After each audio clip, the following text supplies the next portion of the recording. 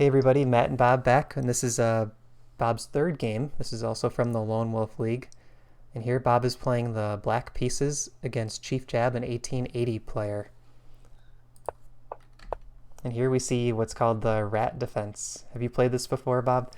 Um, no, I've I played the modern years ago, and I've been playing D6 as part of the Black Lion. So I'm just trying to play um, a wider variety of openings to get used to different structures. So I'd seen a few ideas on this, and I thought, well, why not? I'll give it a go, and that's what happened.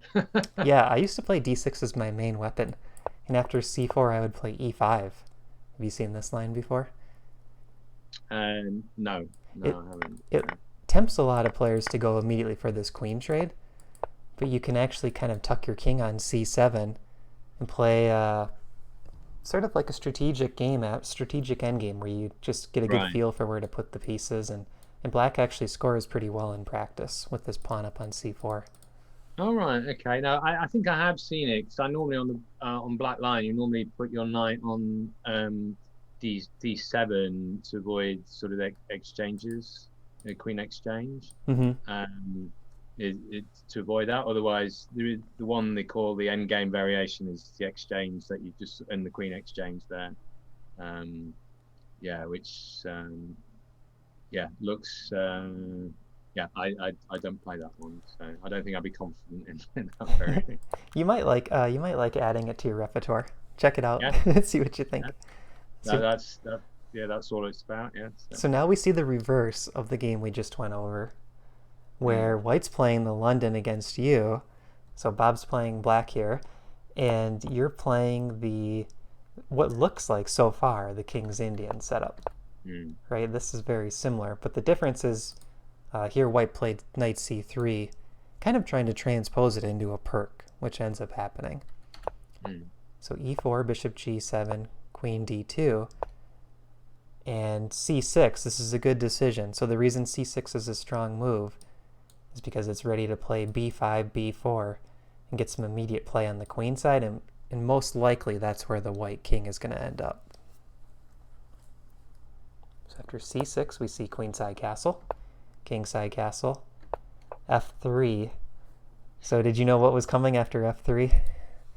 um, I was just really expecting a bishop h6 and a pawn storm. So I the memories of playing the modern years ago were sort of starting to come back, and I thought, oh no, I've just got to hunker down and see who can survive. Mm-hmm. Um, and the opening I was trying to play, I think did have some ideas of counterplay on the queen side, and I can't say I was fully au fait with them. And I thought it was going to be a sort of queen a5 and a b5 sort of push, but I had a bit of a crisis of confidence. Didn't end up playing all of that in the game and played it too late. So Yeah, and this kind of goes back to some of the takeaways we've seen in your other games is getting familiar with that position right out of the opening, right? So you're comfortable here for 7 or 8 moves in this structure.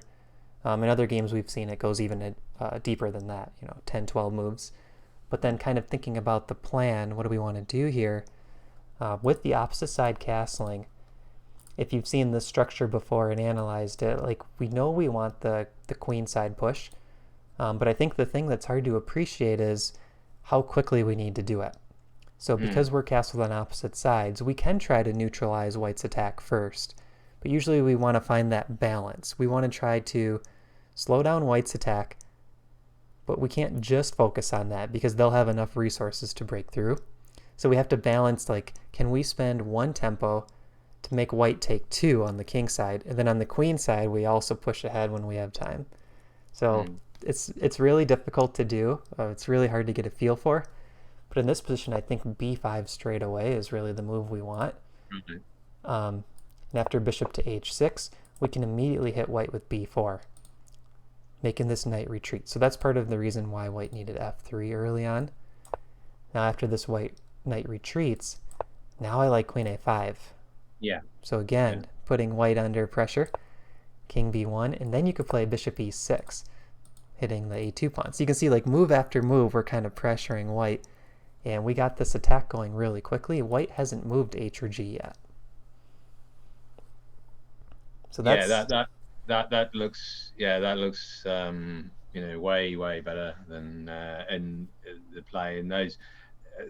I think it shows the weakness. I was glancing at variations without really fully understanding necessarily the ideas, but we only get that through playing. So hopefully next time I'll have a better idea. What dissuaded me, I think, I don't know, from playing b5 I was just wondering about d5 from a white perspective. It's probably not a sensible move, but I'd seen it and I thought, oh, I don't like that so much. But and therefore I just, because I thought I was being left with a weakness on c6, but I guess that's not the key part of this position. Yeah, so I'm trying to think.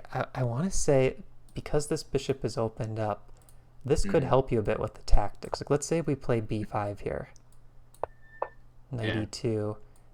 Maybe we take the time to capture. I do like this bishop opened up. Like, we could go for this immediately. King b1. Maybe bishop a6 even. But since we were able to trade off this c pawn, I don't think it's too big of a deal, dude. In terms of being a weakness. Yeah. Okay, so again, I think that's just me seeing something, then making a wrong decision, because I've not got quite the right assessment of what I will end up with, because I was quite worried about that, which is why I didn't play by b5 until way later in the game, when it's practically useless, I think. So.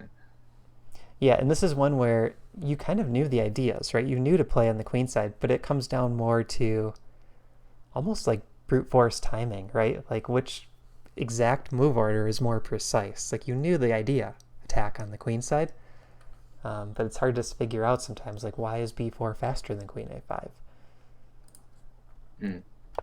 So here we see bishop h6, good move by white. b5 is probably the best reply. Knight b to d7, and now here there's a critical moment for white. If you're playing a white player in this position that's very accurate in their attack, they're most likely going to leave that bishop on h6 for a while and play h4 right away. And prior to this recording, Bob and I looked at a line, but what can happen is, let's say b5 is played, white could play h5 right away. And if you take on h5, there's lines like rook takes h5, followed by queen g5, and all of a sudden checkmate is coming. So black has to be very careful here, and part of the problem is black wasn't able to just play h5 here, like we see in the game. So in the game, because of white's move order, Bob was able to play h5, and you did it, Bob, which is really good. Because now, like we talked about, you're taking this one move to slow down white's attack, and it's going to take white multiple moves to really get that pawn chain rolling again. Yeah, I probably hadn't appreciated the lingering bishop on h6 and how dangerous that would be for me. I just thought the exchange. I thought, well, my king is there, to protect if necessary. My knight can go back to protect f6 and h6, and if my h pawn goes forward, well, even the rook can come across in support, and I've got another knight, that could come through to f8. So I thought I had enough pieces to sort of at least give some protection and fight some defense. Whilst then I thought I'll try and move a rook and push the b pawn, but that was too late. And another thing we didn't mention is sometimes you can delay castling in these lines from the black side and give yourself a chance to play an early h5 before your king ends up on g8. But I don't think it's too big of a deal in this line. So now after king b1, we see rook e8. And I think here, because white's attack is going pretty slowly, you do have the time to do this, play in the center. Right. Because after h4, h5, that's perfect. Knight h3, knight f8. So there's a lot of tactics here, but I think if we look at this sort of transition now from early middle game to kind of the heart of the middle game, you're improving your position as you go. So we see this nice trade on e5, and all of a sudden, white's attack looks really slow. This g4 push is actually covered by 3 pieces. And you have this extra defender on f8, who is also ready to come to a strong square later on e6. I think you went from a position that you were, borderline in some hot water if white gets that attack going quickly, to something now where you're right back in it. This is probably close to even, and it's still opposite side castling, so there's a lot to play for. So I think your winning chances went up tremendously from just a few moves ago. Bishop e6, bishop e2, rook d8. Yeah, so what Bob is doing here is he's putting all of his pieces on good squares. And now the bishop's coming to c4 next. And again, Bob, like the last game, you're putting pressure on your opponent. You're doing a great job taking this equal position and you're grabbing the initiative. And this is what leads your opponents to make mistakes. So very nice job. Knight f2, trade, and now b5. Okay, so here you mentioned that you kind of looked at the timing of this move compared to the opening phase and thought there's no real threats here with b5.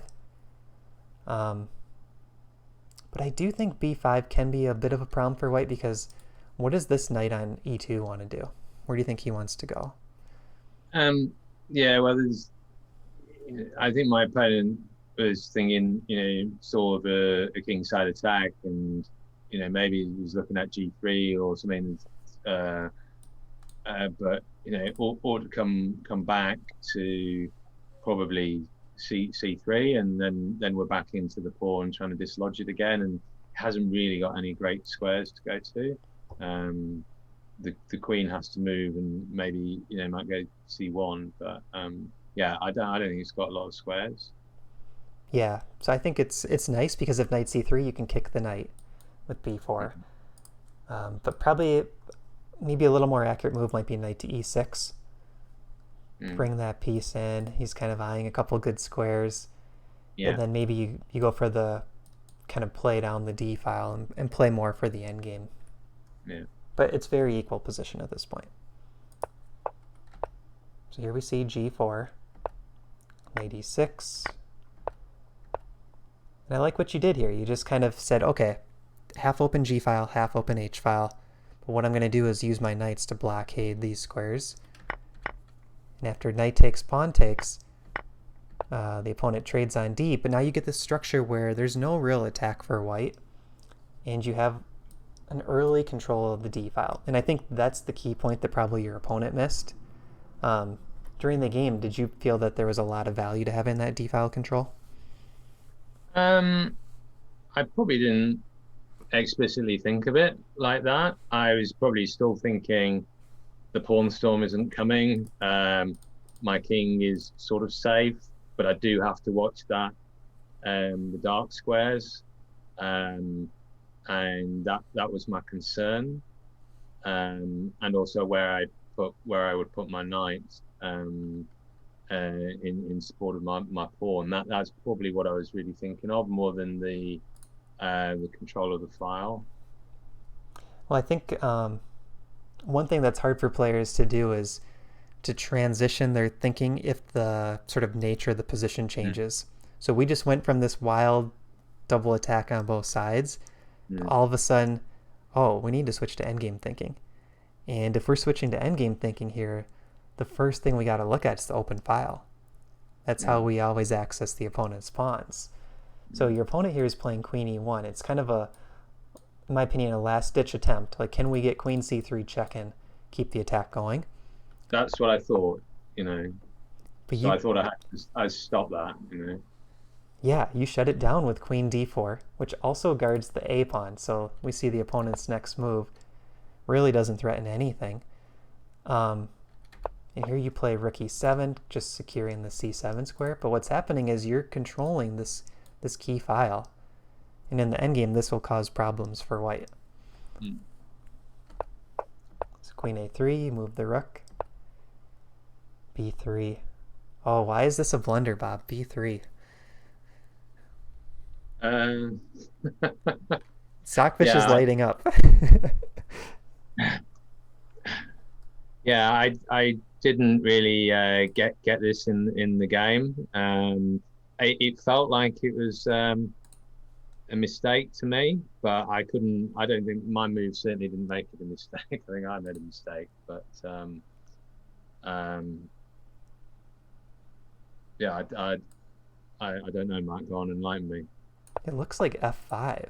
Yeah, So we see e takes mouse slip, e takes f, g takes f. This knight's a little bit uncomfortable. Let's just put him back on mm. h2. And now there's knight g3.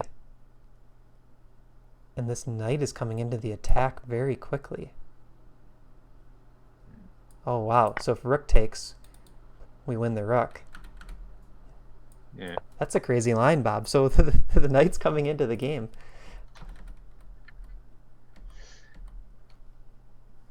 Interesting. Yeah, the only idea I'd sort of seen was just the the back rank weakness, and so probably I was a bit fixated about trying to do something about that, and I hadn't considered anywhere else on the board for moving at f5. So. And that's kind of hard to see because again you have to switch your thinking, right? You've been kind of defending on the king side. Your knight's doing an awesome job blocking the h-pawn, but then if you shift your thinking to, oh, this knight actually, with the tempo, can very quickly come into the attack and help eye these weak dark squares, then you realize it's sort of white's pieces that are misplaced because they need to get over and help attack. So b3 is a very committal move. I think white maybe wants the queen trade, but yeah, this is not a good idea, opening up the dark squares around the king. Yeah, no, that's right. So now we transition, queen trade happens, and we're kind of back to equality. You do control the d file, which I think gives you some more practical chances, but it's hard to do anything by force here.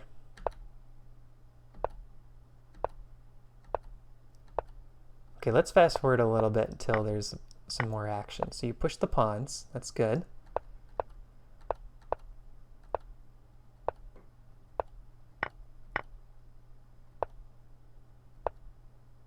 Okay, so let's stop at this point. So material's still even, rook and knight each, same number of pawns.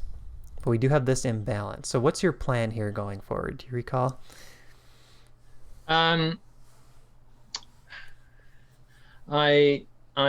I wanted to try and pressure the pawn, make sure the e pawn wasn't going to get away, and I thought I'd got an chance to shore up my my pawns, and I quite like just wanting to keep my knight making a nuisance of itself on its support there. I think I'd played it so far because I'd split my pawns on the queen side, and it wasn't until later that I really saw that I'd got this outside pass pawn potential if I could get on f3 and g4 if I could make that move. So. And here you mentioned you're threatening g4 right away, which is winning because it's going to break through with the f-pawn. That's a really nice idea. You put that in the notes, g4 threatened. So your opponent plays king d2, rook d7, king c3, rook d8. And then here you mentioned the clock pressure. Let's see, 5 minutes for white, 1 minute 22 for you. Yeah, I was just getting really tight, so I was just sort of trying to make moves and hard to think, and I probably went wrong, objectively in this. I think g4 might again be your best chance to play for the win. Stockfish's is still an equal position, but it looks uncomfortable for white.